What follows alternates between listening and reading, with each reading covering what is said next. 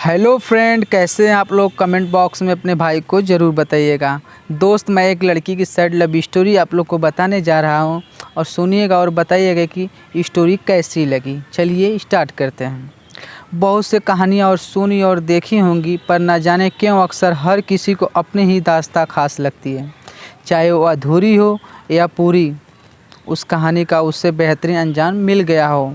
जिस कहानी में हैप्पी एंडिंग होती है वो तो बहुत ही अच्छी लगती है।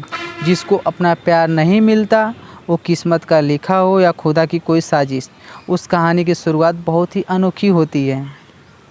कई साल पहले की कहानी नहीं है, यह बस कुछ महीनों पुरानी हाले दिल की दास्तां है जिसे मैं बयां कर रही हूँ।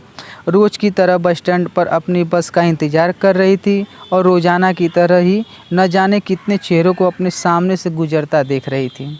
लेकिन मेरी नज़रों मानो ठहर गईं, सिर्फ उसको देखने के लिए। जब वो मेरे सामने से मुस्कुराता हुआ गुजरा तो मुस्कान मानो मुझसे कुछ कहना चाह रही थी। मैं नादान अपनी खूबसूरती पर इतराते हुए आंखें तो फेर ली, लेकिन दिल थम सा गया, इसलिए चुपके चुपके उसे देख रही थी।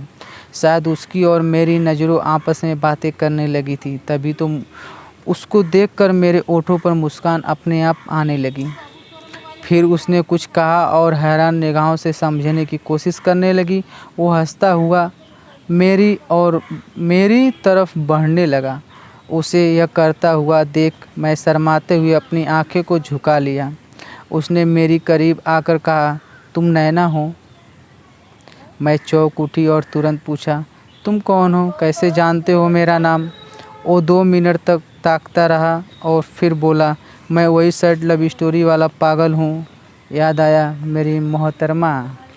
मुझे मेरी आंखों पर यकीन नहीं हो रहा था कि यह वही लड़का है जिसे एक वक्त पर इनकार कर तमाचा मारा था और कहा था कि मैं नहीं चाहती सैड लव स्टोरी अपनी ज़िंदगी में, क्योंकि वह उस वक्त बिखरे बालों के साथ खामोशी को अपने लबों पर ओढ़े रखने वाला शख्स था। मुझे क्या मालूम था कि वक्त यूँ करवट लेगा और वही शख्स मेरे सामने बॉडी बिल्डर जैसे स्टाइलिश लुक में खड़ा होगा। उसने मुझसे पूछा कि क्या आज सैड लव स्टोरी की हैप्पी एंडिंग हो चुकी है? मैंने हिचकते हुए कहा, नहीं। उसने हैरान आंखों से पूछा, क्यों? मैं मुस्कुराती हुई बोली कि मैंने उस वक्त भी कहा था, आज भी कह रही हूँ कि मैं सैड लव स्टोरी नहीं चाहती थी। उसकी निगाहों से समझ गई थी कि उसके मन में बहुत से सवालों की लहरें उठी। मैंने कहा, मेरा इनकार का कारण तुम्हारे हालात नहीं, मेरी कैंसर की बीमारी है। उस लड़की को कैंसर था। जिस वक्त तो वो उसको बोला था उस टाइम भी कैंसर था और आज भी उसको कैंसर है, तो इसलिए उसने इनकार कर दिया। बोली कि मैं नहीं चाहती सैड लव स्टोरी की वजह से 1 महीने की ज़िंदगी का मोहताज हूँ। यह सुनकर उसकी आंखों में आंसू आ गए और उसने झट से मुझे गले लगा लिया। मैं कितना गलत था जो कि सोच रहा था कि तुमने अपनी खूबसूरती के घमंड में मेरी मोहब्बत को ठुकरा दिया था, लेकिन हकीकत तो कुछ और ही थी। मैंने अपने आंसुओं को संभाला और उसकी ओर देखते हुए कहा, पसंद तो पहले दिन से थे, बस आज कुछ अलग लगे। और फिर अपनी बाहों में ले अपनी ख्यालों की दुनिया में खो गई। कुछ वक्त बाद एहसास हुआ कि मैं सड़क पर हूँ और मेरी बस खड़ी है। मैंने मुस्कुराते हुए अलविदा कहा और बस में चढ़ गई। मेरी ज़िंदगी का वो पल बेहद हसीन था जब मैं सब कुछ भूल गई उसकी बाहों में थी।